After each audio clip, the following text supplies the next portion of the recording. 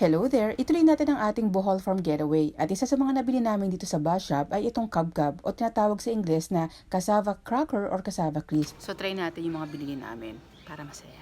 Baka sabihin nyo hindi masarap eh. Kaya try namin. By the way, ang kabkab ay gawa sa grated or grounded na kamoting kahoy, saka piniga, binilad at pinirito kaya ang outcome niya ay ganito. Tadan! Crunchy rin siya. Crunchy siya. Ngayon, tikman natin na mayroong latik. Wait lang. Sabi ni Sir Digong, masarap na isawsaw ang kabkab sa latik. Kaya dito sa bus shop ay bumili na rin kami ng latik para masubukan na natin since andito na tayo, di ba?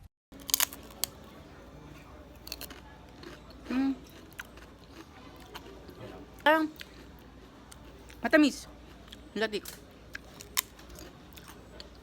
Pero masusaw na mo ng latik.